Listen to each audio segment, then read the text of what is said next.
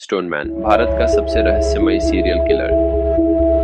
भारत के आपराधिक इतिहास में कई दिल दहला देने वाले मामलों का जिक्र होता है, लेकिन स्टोनमैन हत्याकांड उन सभी में सबसे ज्यादा रहस्यमयी और डरावना है। ये न केवल मुंबई बल्कि कोलकाता में भी घटा और दोनों ही मामलों में पुलिस हत्यारे को पकड़ने में असफल रही। यह कहानी एक अज्ञात सीरियल किलर की है जिसने सड़क किनारे सो रहे निर्दोष लोगों की भारी पत्थर से सिर कुचलकर हत्या कर दी।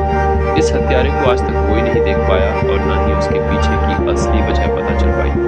साल 1985 मुंबई। ये शहर अपनी व्यस्त सड़कों, चकाचौंध और भीड़-भाड़ के लिए जाना जाता है, लेकिन इसी भीड़ में एक हत्यारा घूम रहा था जो केवल रात के अंधेरे में हमला करता था। स्टोनमैन हमेशा फुटपाथ पर सो रहे लोगों को निशाना बनाता था। वह पीड़ित के सिर पर एक भारी बंदूक पटक कर हत्या करता और वहां से गायब हो जाता। कोई लूटपाट नहीं, कोई गवाह नहीं, बस एक निर्मम हत्या। हत्या के बाद कातिल के पैर के निशान भी नहीं मिलते थे, जिससे पुलिस के लिए यह और भी रहस्यमयी बन गया। पहले यह एक सामान्य अपराध माना गया, लेकिन जब लगातार हत्याएं होने लगी तब पुलिस को एहसास हुआ कि यह किसी सीरियल किलर का काम है। 1985 से 1988 तक मुंबई में 12 से ज्यादा लोग स्टोनमैन का शिकार बने। सभी पीड़ित गरीब, मजदूर या भिखारी थे। सभी हत्याएं रात 12 से 4 बजे के बीच हुई। पुलिस ने कई संदिग्धों को पकड़ा, लेकिन कोई पुख्ता सबूत नहीं मिला। पुलिस ने रात में गश्त बढ़ाई, लेकिन कातिल हमेशा पुलिस से एक कदम आगे रहा। फिर अचानक यह हत्याएं रुक गईं। मुंबई में जब हत्याएं बंद हो गईं, तभी कोलकाता में वही खौफनाक सिलसिला शुरू हो गया। 1989 की गर्मियों में कोलकाता की सड़कों पर फुटपाथ पर सो रहे लोगों की ठीक वैसे ही हत्या होने लगी जैसे मुंबई में हुई थी।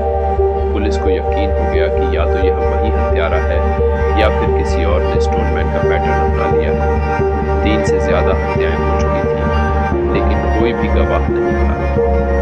पुलिस ने कई मनोवैज्ञानिकों और अपराध विशेषज्ञों को शामिल किया।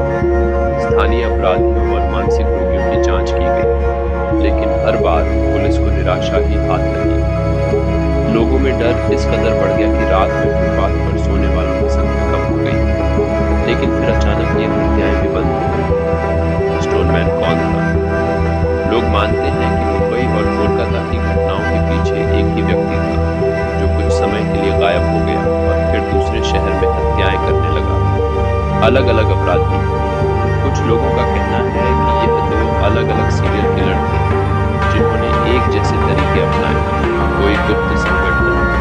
कुछ विशेषज्ञों का मानना है कि स्टोनमैन किसी गुप्त तांत्रिक या मानसिक रोगी गिरोह से जुड़ा था जो खास लोगों को मारकर किसी काले जादू या अनुष्ठान को पूरा कर रहा था। क्या स्टोनमैन आज भी जिंदा है? 1990 के बाद से स्टोनमैन हत्याकांड से जुड़ी कोई खबर नहीं आई, लेकिन क्या वह अब भी जिंदा है? क्या वह फिर से वापस आ सकता है? क्या वह सिर्फ एक इंसान था या कुछ और? इन सभी सवालों के जवाब आज भी रहस्य बने हुए हैं। स्टोनमैन हत्याकांड भारतीय अपराध इतिहास के सबसे बड़े अनसुलझे केसों में से एक है। न तो वह कभी पकड़ा गया और न ही उसकी असली पहचान का खुलासा हुआ। ऐसे अनसुलझे अपराधों की कहानियों के लिए हमारे चैनल को सब्सक्राइब करें।